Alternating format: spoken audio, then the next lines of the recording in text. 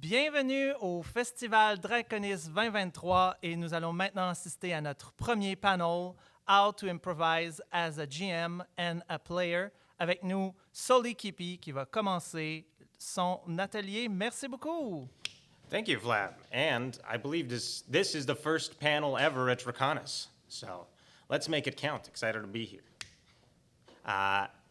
Okay, how to improvise when you're playing games. As you can see, I'm improvising this part as well. But we'll get right into the brass tacks. My name's Soli KP. I'm a professional game master. It's my full-time job. I run about 8 games a week. Sometimes it's up to 10. Sometimes it's down to like 7 or 6. But anyways, that is all to say, I run a lot of games a week. And when I started, I was doing a lot of prep, like maybe an hour of prep for every session. And I got really in my head trying to prepare for everything possible the players would do. And these days, it's more like 15 minutes to none most days of prep. And that's because I just improvise. I also, I've been doing theatrical improvisation on stage for about 10 years. So I think I got a pretty good idea of how to do it. I teach private workshops to GMs and even like player groups to get them to open up to each other. So I spent a lot of time teaching how to do this, and now I'm here to do a little panel on it as well. But we're just going to go through the basics of improv, the things I think are extremely helpful when it comes to whether you're a player or a game master, just overcoming that fear of the future and finding the confidence to improvise. And then we'll just do a bunch of questions, talk about it, and maybe do a workshop. So,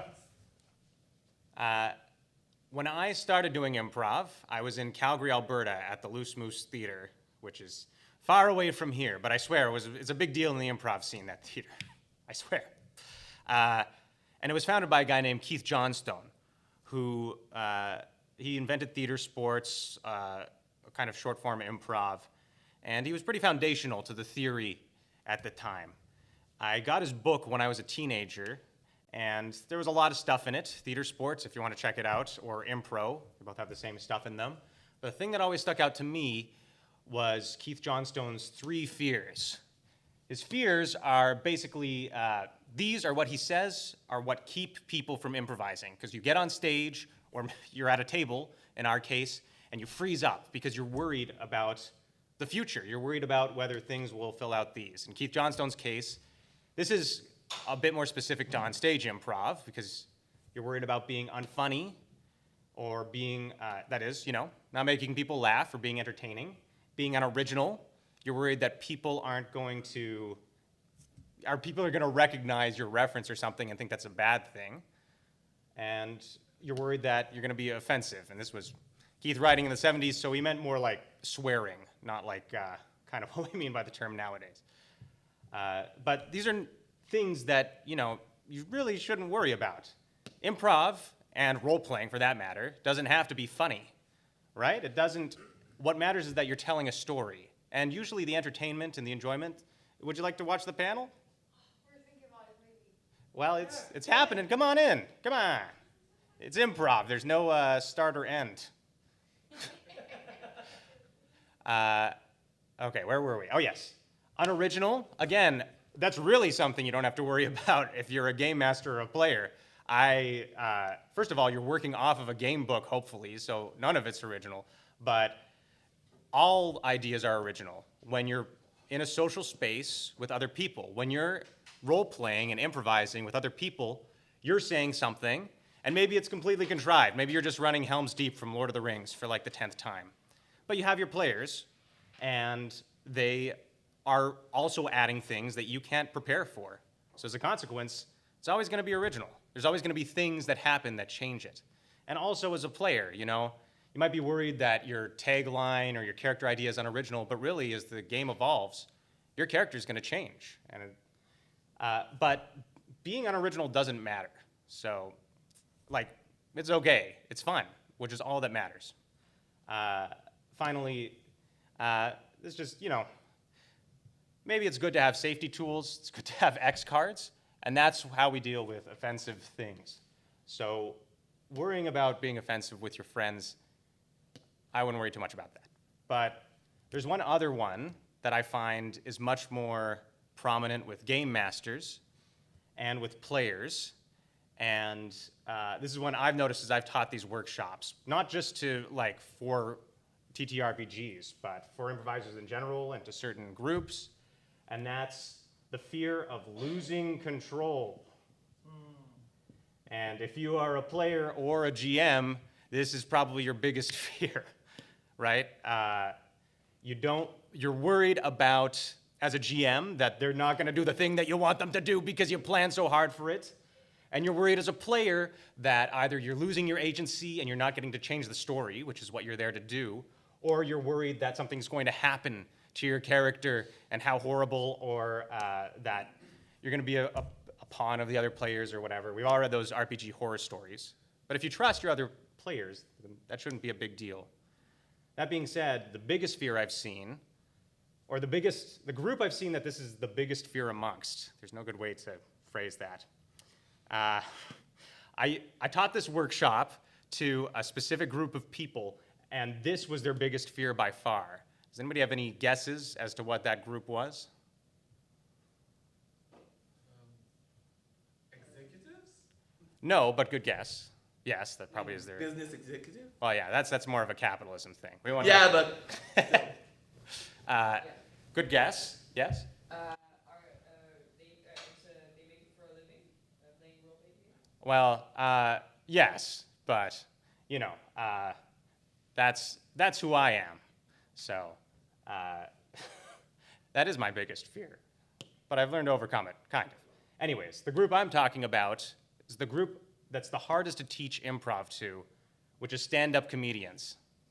Stand-up comedians hate losing control more than anybody else. It's harder to teach improv to stand-up comedians than random people off the street, because they're very used to standing on stage and monologuing and controlling the entire conversation. And if you're a GM that has that habit, or a player that has that habit, this is a very big fear of yours, and hopefully maybe we'll learn a little bit about how to overcome that today. Try not to be the comedian, is what I'm saying. So, how do we do this? We got all these things, and now you're feeling anxious because all these things are in the pit of your stomach, and you're worried about them for the future. How do we overcome them? There's the 4 rules of improv. This will, depending on the teacher you speak to, this will change, but in general, it's these 4 core ideas. This is how I think of them. And here they are. Number 1, listening. You got to make sure that, you're listening to other people. If you're anxious, then you might be zoning out, you might be thinking of what to do next. Learning to snap yourself out of it and just listening to the other people instead of thinking ahead is extremely hard, but it's a skill you learn and you practice. And the more you practice it, the better you get at it. And when we say listening here, I don't just mean, hearing something and internalizing it.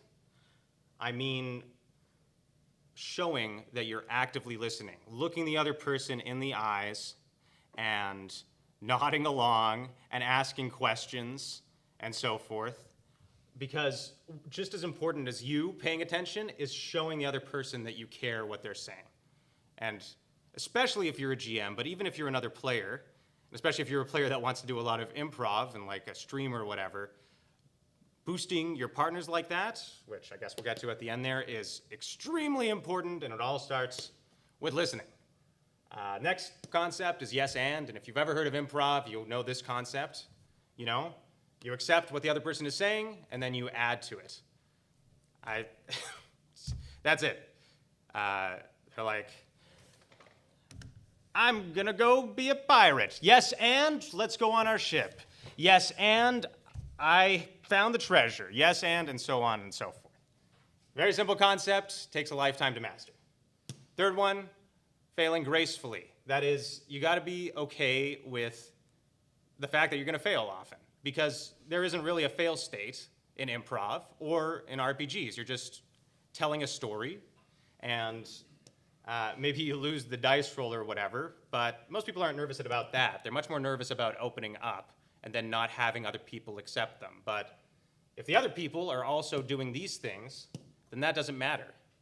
And the more you learn to fail and just be like, okay, that happened, let's move on and do the next thing, well, the better you get at it. These are all skills. The less you're afraid of failing, the more confident you are. Final thing, inspiring your partner, which is basically what it's all about. At a table, that's going to be you and the other players, or you and your GM, or whatever.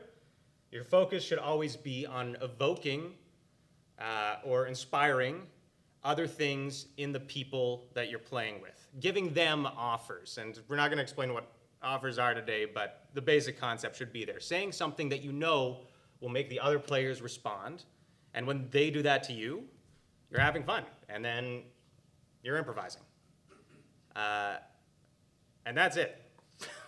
That's the 4 cores. So hopefully you know all how to improvise now and you're master improvisers, right? Yeah, that panel over. Okay, maybe we have a little more to do. First of all,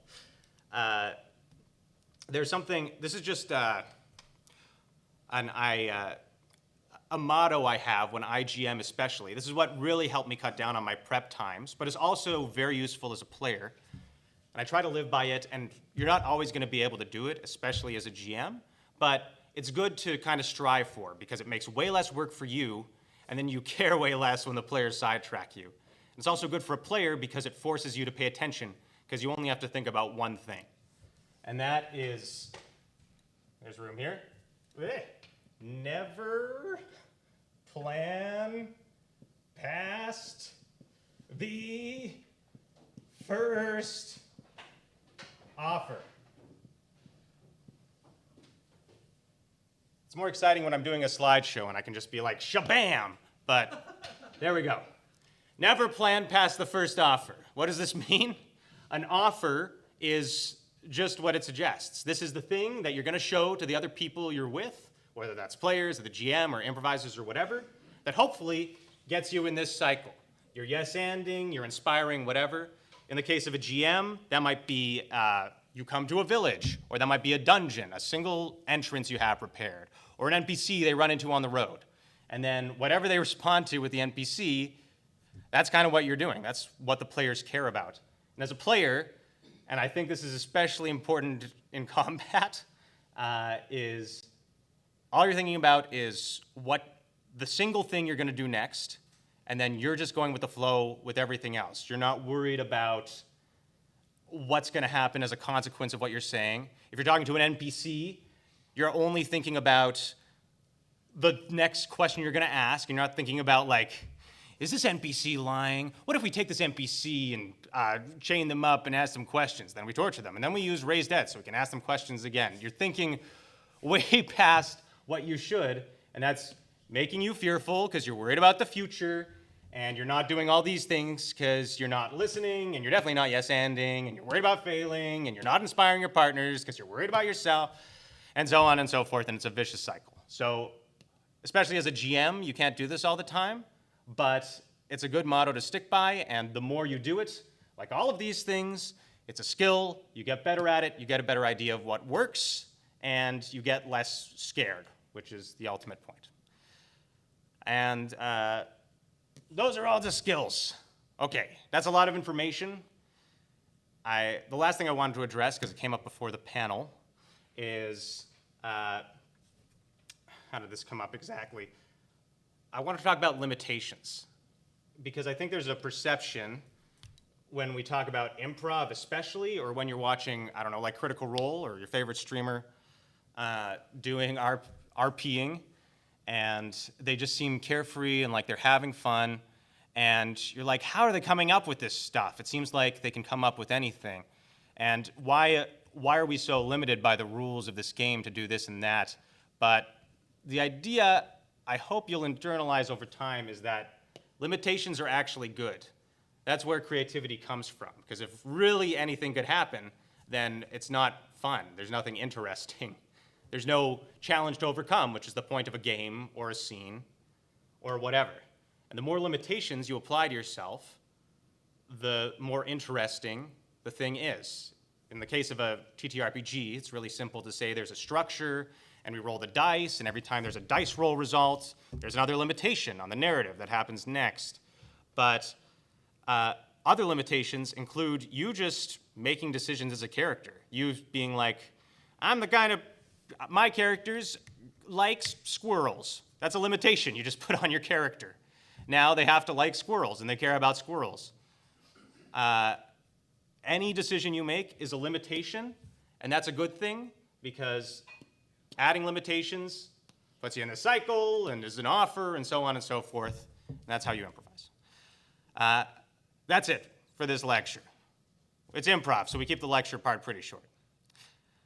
So now we do questions, and you had a lot of questions to start. Do we want to do the mic now? I have to go to the mic? Okay, yeah, for my voice. But don't worry about just asking one question. Let's have a conversation. There's a little. Okay. So yeah, there's a couple of, three things I kind of had in my mind. Failing gracefully. Yes. How do you make it that you can use it at the failure, either the dice or your own failure, as fuel for the rest, for the rest of the game or the campaign or whatever? Well, I mean, you can yes and off of a failure, right? If you wanted, or you're actually really depending on the other players to yes and off of it. But really, it's not something to use. It's a skill that you acquire. Oh, okay. It's something. It's when you like do. Let's say you're role playing with other players at the table, and they're like, we should go into town and find out who the murderer is, and you're like, we should go jump in the grass. And none of the other players are inspired by that. Okay. That's a failure. Oh, okay. And that's the point I'm getting across is that's fine. You know, you should be able to make offers like that, and sometimes They don't work. it's not going to inspire your partners. But Yeah. the skill is that you can say that and be like, okay, whatever. I guess nobody liked that, and that's don't fine. throw a tantrum because. Well, yes, please don't do Your that. beautiful idea was. I have a lot of welcome to those who come in. I'm a professional GM, so I do this full time. I run a lot of games, and I do have players that do that, Yeah. and they are not good at failing gracefully, and they usually exit my campaigns very quickly. So don't do that. Yeah, but when you have a failing dice roll, that's the not a yes and it's you failed the roll, especially when you have critical success and critical failure. This is where the idea of limitations comes in, Okay. right? When you, a dice roll, whether it's a fail or a success, like in terms of the game, in terms of the narrative and the story you're trying to tell, it's just a limitation. It's just a furthering of the narrative. Okay. Right? It's not like you lost. You just, yeah. something happened, and now your character has to respond to it. And when you think about it that way, then Yeah, the dice results don't really matter. They're just a And fun limitation you add and to the probably game. depends on the game. I mean, Yeah. kind of grimdark, or something like Call of Cthulhu, where the characters are very fragile. Yes, the character is gonna die, and maybe somebody else will replace them. Yes, But for a swashbuckling game, the limitations are less limiting, in the sense that you can go on. You don't really die. You can, and you can swing away. So the limitations are kind of baked into. Game. Yes, exactly. And they're baked into the game, but it's more baked into what kind of game you want to play. Oh, There's yeah. nothing wrong with playing like a game where it's like an old school style and the players really do just care about succeeding or failing at the dungeon. But if you want to improvise, I don't even have improv written here, and I keep gesturing at the board. There we go. Now I have something to point at. If you want to improvise, then you got to be okay with this stuff. Okay. And in my personal opinion, in my personal experience, most players enjoy this kind of thing over it just being a win or lose scenario. But I can see a situation where it could be fun. Yeah, of course. Because I remember once I was in an old school dungeon, and my character was at 1 XP, 1 health point, and I said, okay, I cannot fight. I have to do something else. And Yeah. like and the charisma was really useful there.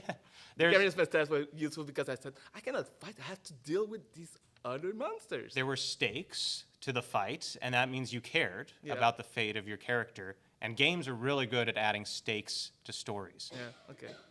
And those are another kind of limitation. Yeah. The other thing I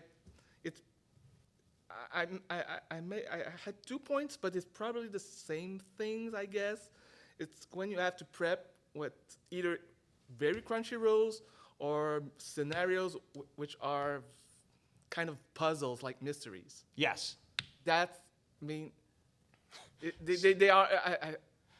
If you have heavy crunch rules, or if you have a scenario like, well, yeah, Call of Cthulhu, there's a lot of mysteries there. So how do you prep for? So those first of all, here's a little trade secret. A lot of GMs will, sometimes it's hard to tell, but a lot of GMs will just make it seem like there's a big plan when there isn't. Okay. But let's put that part aside.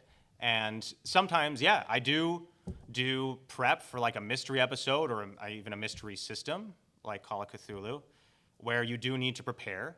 And that's not me. That is me planning past the first offer, so to say, or at least making a lot of this world. I guess we could call that the first offer, but kind of goes beyond that. But I don't have in mind an endpoint for the players, which is the point. I'm letting them respond organically to the game, and I'm letting the players respond organically to the offers I'm making. And every time I add a different aspect of lore, preparing ahead of time, I'm adding limitations. And that also applies to, like, if you're a game master and building a dungeon, you know, especially in my case, most of my work is online. I do have to draw out a map, sometimes even put things in there ahead of time, and that does take me time. And that is me putting a lot of limitations on what's going to happen in the future. But ultimately, I'm trusting that my players will hopefully be inspired by all of these things I've laid out, and whatever they take an interest in, that's what we're going to focus in on. And maybe I'll make up some stuff, and maybe there will be some stuff prepared. Okay. But at the end of the day, we're improvising. So it's not. So the idea is not to be stuck forever with your first idea, because it might never happen. Exactly. You're scared of losing control. Yeah, And the only and- way to get rid of that is to not try to get that ending you want. And I think that in very crunchy games, the control is that everything is written up. But as you say, you never know when something will go wrong, or a critical success from one of your player will kill the big bad, or Oh, yes, I know that or feeling some. well. And that's the control. Yeah. Because you made this beautiful little puzzle piece, and then somebody inadvertently smashed it. I had a session on Tuesday where I had a big bad plan the players are going to face off against. It was a big sandbox thing, and they came up with this whole plan to defeat him.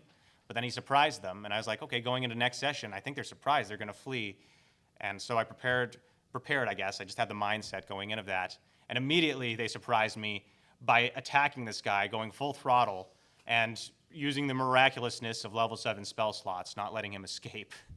And now I just have to deal with the fact that they killed the big bad halfway through the session plan we had timed. So what am I going to do? I mean, I'm just going to have to improvise. Okay. And I wasn't angry because I wasn't scared of losing control that whole time. I was like, partway through the session. Yeah. It happens to everybody, but the more you fail gracefully, the better you get at just, letting whatever happen. Getting knocked up and getting back again, and Yeah. doing this enough time that you don't fear being knocked down. Yes. Probably it. And this is something hopefully everybody here is already practicing regularly when you just play games. You just don't know it. But now maybe hopefully you have some words for these things.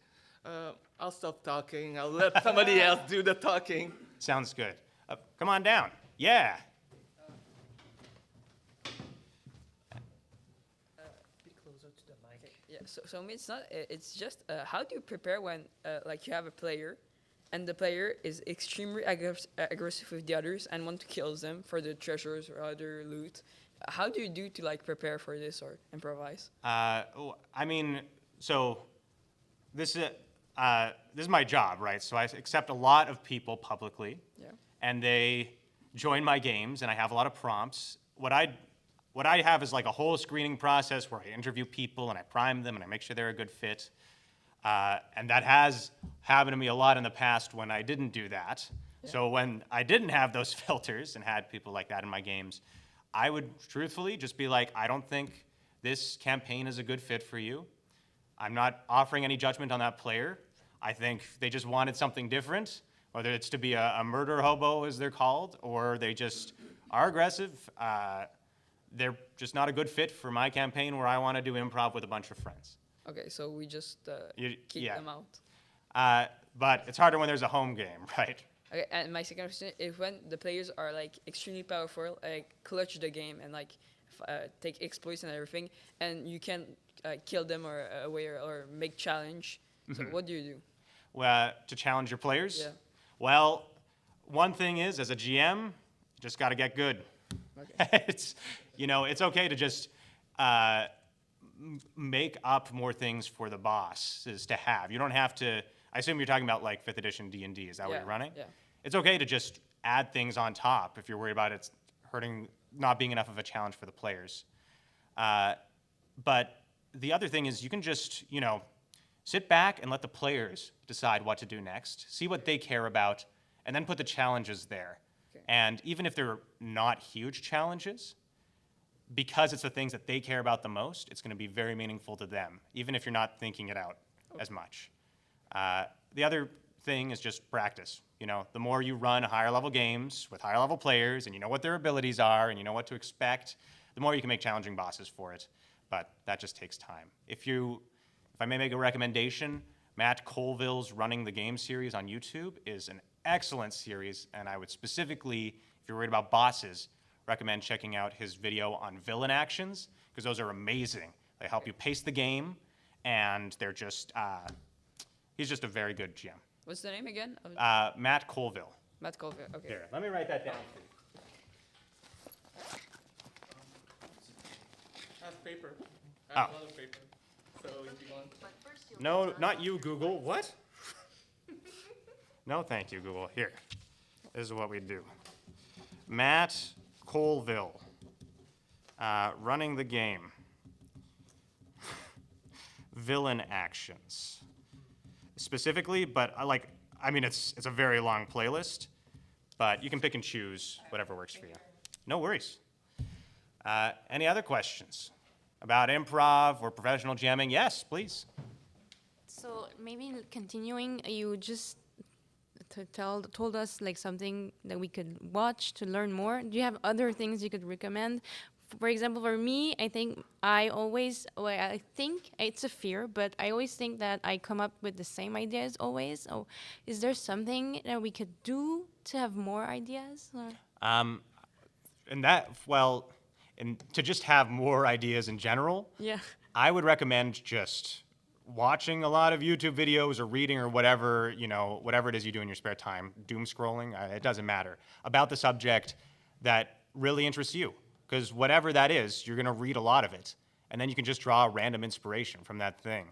I watch a lot of ancient Rome videos, and my partner sends me a lot of videos about deep sea creatures. Those are all things you can draw inspiration from as examples. But really, you shouldn't worry about being unoriginal, right? Even if you're drawing from the own material you've used earlier with the players, they're going to recognize that, and they're going to respond to it in a different way. And that's going to make it different, even if it's the exact same thing. Trust me, I've done it a few times. It works. So the soft answer is just do a lot of reading and find what inspires you. And the hard answer is just be unoriginal until it doesn't hurt anymore. Okay. Basically. Cool. Anything else, y'all? Please. Right. So actually, you answered my question partially from my friend here. The second question is on the same line, but we're talking a lot of concept here and everything. So maybe an example will help us visualize on the GM side. Let's say, like for my friends from my group, I've created the whole Lord of the Ring adventure for them, and they're the kind of guy which they'll meet Gandalf, they'll call the eagle, they'll go over the volcano and drop the ring, and that's it. So I don't want to railroad them. So how will you prepare an adventure as you that with just the first offer? If they're the kind of players that do that, and these days that's most of my players because they've been with me a long time and they know, the answer is you don't. You let them drop the ring in, and now they have to deal with the consequences of a broken Middle Earth. They have just sent the Eagles all the way to Mordor. Well, some of the Eagles were killed by the Nazguls. How are they going to deal with the angry, what is it, Iluvatar? Sorry, my Lord of the Rings knowledge is a bit bare bones. But they're at Mount Doom, and the Eagles are gone. How are they going to get out of Mordor or fractured Mordor alive? That's very sandboxy, which is the kind of games I run nowadays. But the answer is you just let them do it, and then they have to deal with the consequences of whatever you come up with. And if you trust your brain, and you've been doing this a long time, so I'm sure you know your players, and you know as a game master what inspires them, you can probably come up with a few things on the spot to put a little wrinkle in their victory. So you'll write the first offer and then like maybe a few choices to fall back, Yeah. depending of the. If you're worried about that kind of thing, sometimes having choices in the back end, like if you're just worried you're going to blank, which is completely reasonable, happens to a lot of stand-up comedians in particular. Yeah, you're losing control. You're afraid of losing control, right? So you blank. It's fine to have some stuff in the back end, but the more you do it, the less you need that stuff because you've practiced the skill of just improvising. As you can always kind of. I use this sparingly, but you can sometimes bullshit obstacles in the way, like you could have, in the case of the Eagles, I don't know, a Nazgul show up in the middle of it. Now they do a big air battle, and that can be fun, but your players will recognize that after a while. And this is what you're looking for. yeah. And if you don't want to, and if they're looking for that, that's great. That's the fun they want to have, and they have to deal with the consequences. And because they chose that, you can make it way more deadly than usual. They get knocked off the eagle, and they just fell 1,000 feet and died. That's fun. it's fun for some players, and it isn't for others. But if it's the kind of group that likes that sort of thing, then yes, right? No, they don't want to die. Oh no. Well, in that case, you just got to go with the flow. They might lose the ring though. Yes, there you go. Or they, and again, you could do the bullshit reveal of it wasn't the true ring. But that's coming from a fear of losing control. And I would recommend, I don't say you should, but I would recommend going with the flow, seeing what happens, and just letting it evolve. And the more you do that, the easier it becomes, and the more your players come to expect it and just give the wildest offers imaginable and are okay with taking risks in turn. Because they trust you and you trust them. Hopefully. They do. Any other questions? Well, no, that was it. Okay, cool. Thank you. Anything else? Yes. Flam, please. I'm in need of advice for some of my players that have specific, let's say, fears, I guess. Yeah. It's not being original or unfunny. It's more not being true to their characters or not being relevant to the game. So how does it fit? How do you have something to recommend to address those fears? Sorry, could you repeat the end of that question again? What's not relevant to the game? They fear that by playing, they're either not true to their character. They do something that, afterwards they say, my character wouldn't have done that. Yeah. Or they do something, but it's not relevant to the game. It doesn't Right. add something. And why did I do that if... Well, the easy answer is if you did this, then that is your character. And if you did this in the game, then it's relevant to the game because it just happened. But that's easier said than done, of course. Ultimately, it comes down to trust. And as a GM, it's on you to just be like, no, that's cool, and then yes and whatever it is. Because once you have accepted this and made it really meaningful and showed that you listened and reacted and been excited and enthusiastic about that choice they made, even if it wasn't true to their character before, now it is, because you, the GM, and the other players have all accepted and are excited about this decision that's been made. And the more you do that, it's tough at first, and they might even shy away from it, but the more you do it, the more they get used to it and start yes-anding each other and themselves. And they, well, eventually it all just kind of clicks, hopefully. And if it doesn't, it's always okay to just sit down with a player or the players and explicitly be like, hey, I know you've been making a lot of decisions lately that you're anxious about in regards to your character. I want you to know, like, whatever decisions you make are fine, but is there anything I can do to make you feel more comfortable? Are there any safety tools we can add? Is there anything you want to clarify about your character? Do you want me to, when you make a decision, be like, are you sure your character would do that? Maybe they would do this and make a suggestion instead. You might want to check in with them before you start delegating like that, but that is a good thing to do, and that really shows the player you care. It's also good professionalism if you care about that sort of thing. But ultimately, the core is always that yes-handing. But there's nothing ever wrong with just sitting down with the player and having an explicit conversation about whatever, even if you think they're just concerned and they've never said anything. It's okay to do that. Anything else? Yeah, I guess you would recommend also not to have a static vision of your character. If you come and play and you take those decisions, you say, oh, it's not true to my character.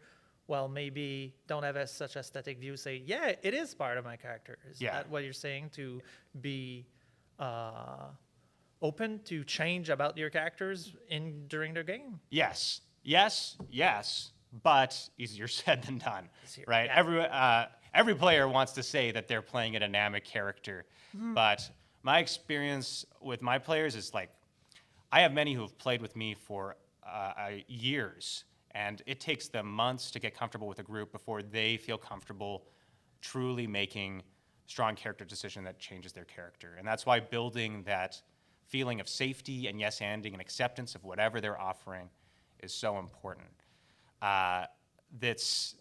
There are systems that are better suited to that, like Masks, which is my personal fave. Maybe you can play it à la carte tonight at 7 p.m. But when it comes to, I guess we'll always default to 5e here, that's just going to take a lot of time for them to feel comfortable. It's not so much about the character they've made or even the decisions they made at the beginning. It's about them feeling like they can trust the other players and themselves. That just takes time and takes kind of safe and positive atmosphere. Thank you. More questions? It's a panel, after all. Yes, please. What are we looking at? Oh, yeah. Hi. Hello. As a GM, what is the best way to write an adventure? Is it to start with the environment or the story and let the story drive the players or the NPCs, or is it a mix of everything? I think as a GM, it depends on who you are as a GM. I know, sorry, it's a kind of a cop-out answer, but it depends on what the kind of adventure you want to run. If you want to run a very sandbox improv adventure, then you don't start with a lot, right, at all. The environment is usually a good place to start, the setting. But if you want to start with a strong narrative offer, that's cool too. Again, going back to Matt Colville, I love his example of the Baron of Blaviken is dead, and that's the thing he puts in big, bold letters at the top of his handout, and then kind of just figures it out from there and lists things out to the players. If you are running a module, obviously the thing you want to do is read the book, and then you're kind of set from there. But if you're running your custom home game or whatever, I would say a good baseline is having some kind of world map or something ready for the players, and at least some kind of patron to give a starting quest. And sometimes these days that's all I do. Anything else is just stuff that is totally good if it inspires you, if you want to have it ready as a set piece ahead of time, but you really got to be okay with it never happening or the players completely just undoing whatever you wanted to happen. Because I used to GM like a long time ago. I haven't done that for a while. I felt like I love writing stories.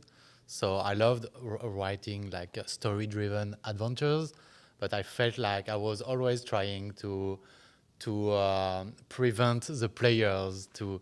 I was trying to bring them back on the past of the story instead of having them like letting them having fun, and because I felt like it was maybe the fear of losing control. That's what I was going to point to. Something. Yes.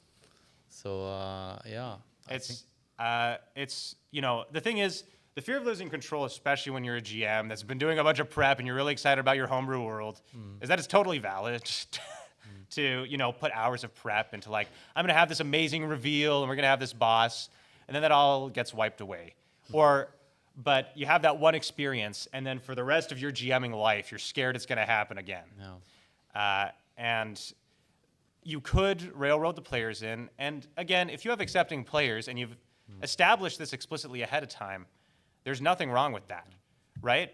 But in general, I think the kind of game that's more fun for most GMs and players is the one where you learn to just let go of this. And that means really, truly not planning ahead.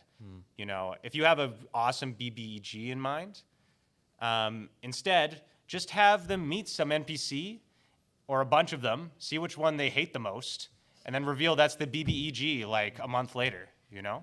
And then that's meaningful to the players, and you've done this whole setup, and they're wowed, and all you did was show them a bunch of characters with different annoying voices until they hated one, right?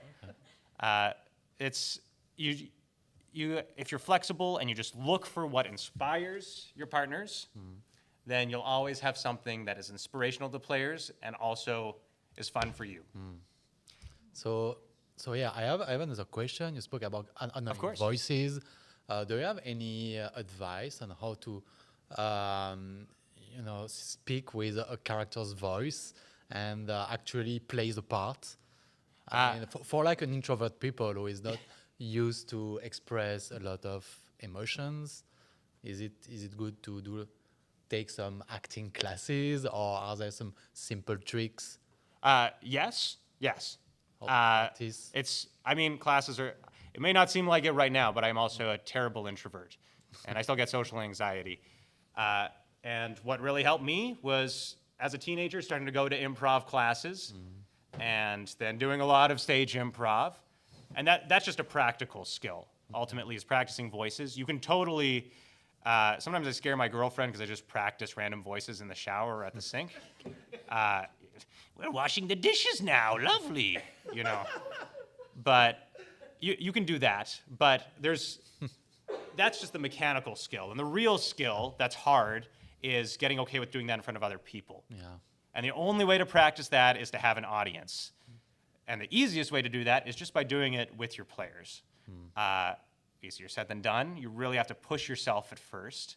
But if your players are your friends, or even just reasonable people, they'll find it really funny in a good way. They'll see that you're trying. And if you really genuinely are trying, people will respond to that, even if it's not good. When I did improv at the Loose Moose, my mentor, Andrew Fung, he's a star now, TV show star, Kim's Convenience Store. But I knew him as the goofy guy who could never do accents. He would come on stage every scene, and the only accent he could do was Christopher Walken, bad Chris. He would talk like this on stage, and he'd come on no matter what he was supposed to be doing, and it was never good, and the audience loved it because he was just going so hard at doing the worst Christopher Walken voice. He was smiling, and he was having fun, and they were having fun. If you do that, then that's good. You don't need to be mechanically good at voices. You just have to be good at caring. Be confident. Yeah, and that just takes practice. Yes. Okay, thanks. Lem. And sometime if you don't have a voice ready, you can say this people with the funniest voice say this and that without doing the voice. So they let them imagine it. Yes. That's easier, yeah. I think that's what I used to do. That's totally valid too. By the way, if you do, we're going to, after this question period, we might do a few workshop exercises with whoever is comfortable. But if you want to take improv workshops to really push yourself at Theatre St. Catherine, right near here on St. Catherine, of course, there's an English workshop free from 4 to 6 every Sunday. and there is a workshop en français from 5 to 7, or I should say 15 to 17 every Monday. And there's an improv show afterwards, I guess, if you want to watch it. Okay. How do you call that? Theater St. Catherine. Theater St. Catherine. Okay. Yeah, you can just look at, like, Google Theater St. Catherine, and it'll be right there. Okay. Thanks.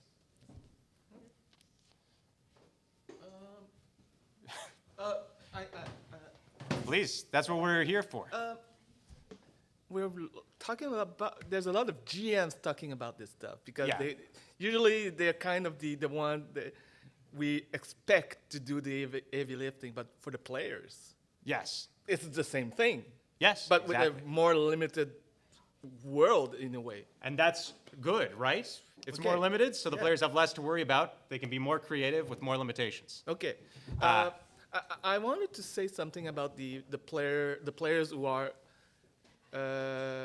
worried about their characters, if they are doing it well or not. I think it's good sign because it's not like the Munchkins who will abuse the rules to make the.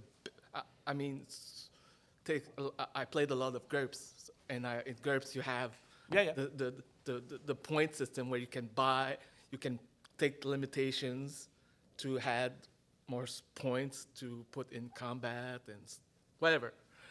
But it's those players you want to be more hard on them because they, either knowingly or not, they are using the limitation system to not limit themselves. Well, two things. First of all, most players just don't have this model in their mind, which is fine. It's just, No, but there are players who are gonna abuse the rules. Yes. Because for them, and that's it's not being unfunny. It's not being funny or original. It's just fun to win. They want to win. Yeah, and the thing is, Yeah. that's okay.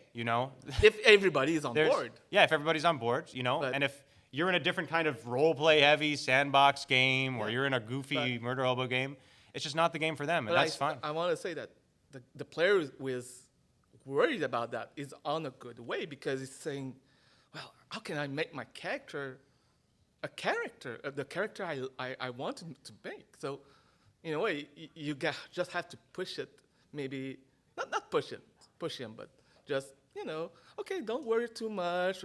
We'll look about it, like you said. I think that's a better player than the Munchkin the Munchkin/murder hobo.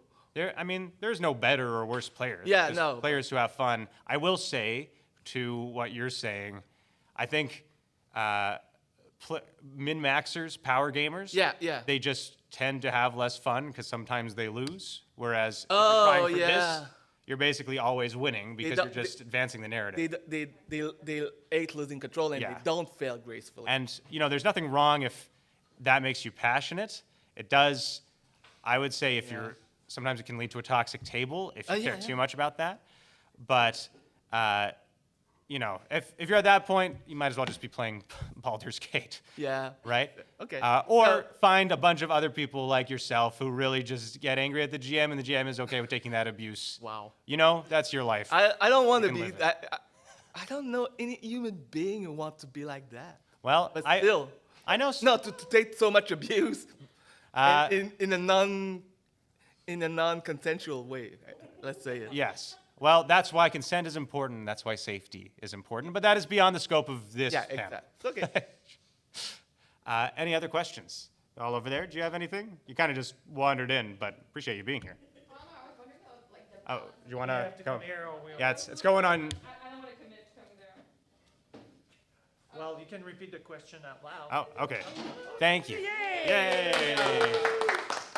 Thank you for coming.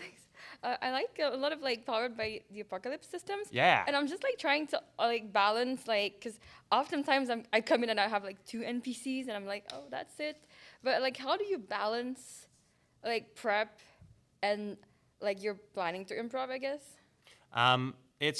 So first of all, PBTA. I love masks. Yeah.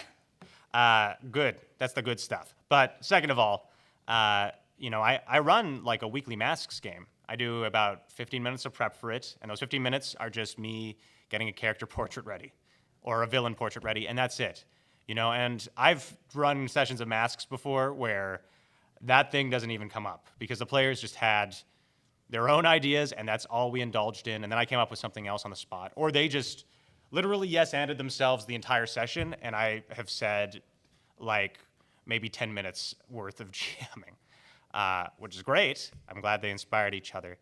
So my suggestion to you is to never plan past the first offer. Just have an NPC and a villain in your back pocket, and maybe you might have an idea for how you want to reveal them. Something I like to do in masks specifically, because I do the framing of like it's a TV show. I'm like, cold open, it's a basement, and the players don't have control. It's just a cutscene, and I kind of foreshadow what's going to happen. And sometimes that doesn't even happen, but they forgot about it because they had too much fun playing with each other.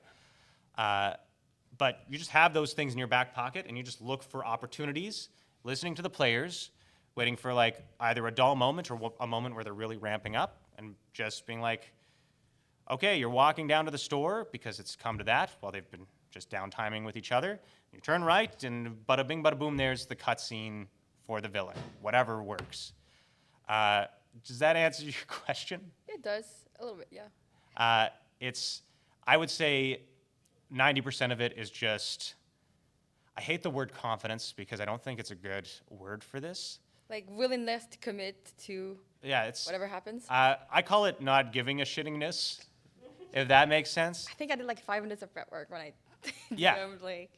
Exactly. It's just not, it's not caring what the players will think about what you have prepared. You know, just being confident, not giving a shit whether they care or not, because you got the good stuff and you know it will inspire them. And when you do that, turns out like 99% of the time it works out. And the 1% of the time it doesn't work out, you can always just improvise. Another question, like how Yes. do you, cause like, I know that in systems like that, like it's a like very player-led, but how do you bring back like the one player that's taking up like more space, which is fine. How do you bring it back when like you see that the other players are like not into what their character is trying to do, or like they're kind of losing interest into like, you know, like the main character syndrome?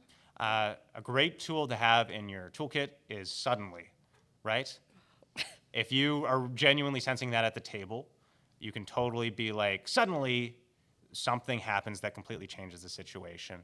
Masks in particular, I mean, basically has that built in with the influence system and the GM moves or whatever. Because most of the time it's fine, but I'm just like, sometimes there were like just one player that decided to do like their own thing, and all the others were just like following along. But I like it when people get to develop their own character. Well, a good thing to do, honestly, is to check in with your players. Do you do stars and wishes? No. It's a great, very simple thing to do at the end of a session. You ask every player for 1 star and 1 wish, the star being something they liked, and a wish being something they wish would happen. You'd be surprised what feedback they'll give. But what I've found is that a lot of players like being the audience sometimes. You know, they're perfectly okay with one player leading and them just following along. And maybe to you as a GM, I don't want to presume for you, but I know that feeling you're talking about where you're seeing the other players and you're like, I wish they would just offer something. Like, I wish they love their character enough to want to develop them. So you just got to give them time. And I think a lot of that is just the anxiety of worrying whether or not they're having fun. But if they're having fun and you're having fun, at the end of the day, that's all that matters. Yeah, I'm always worried about people pretending to be fun and then like going home and bitching about the game. Yes. Probably not. Stars and Wishes is so good for that, and it's really simple. Like, oh, that game sucked. I'm going to go back next week, but it sucked. And it's also a good tool for you as a GM with Stars and Wishes, but just any time really, to be like, you also give your own Stars and Wishes. And you can totally be like, Genevieve, I loved when you took a stand as your character and used your influence to stop Jake from ruining the city, you know, and highlighting the small things those introverted or audience, I guess we'll call them players, do. That also builds them up. Most of it is just taking the time to do this until they get more confident and just, you know, being okay sometimes with one player being the leader. And if you really are worried, or you got that deep instinct that like something is off, or these players aren't enjoying themselves, or there's something toxic going on at this table, again, you can sit down with the players you're worried about and be like, is there something wrong? Talk with them one-on-one, and then talk with the problem player one-on-one, and so on. That is always good. It doesn't happen that often if you Confrontation follow is these scary, but rules. okay. It is scary. That's the scariest thing, is being explicit. If you follow these rules, it happens less often, but sometimes you just do have to do it. And once you do it, you'll be very relieved you did it. Thank you. Yes. Any other questions? All right, I guess that's it for the panel, for the Q&A section of the panel, I should say. Thank you. Yeah. Achievement. Okay, so I guess we'll stop recording now. And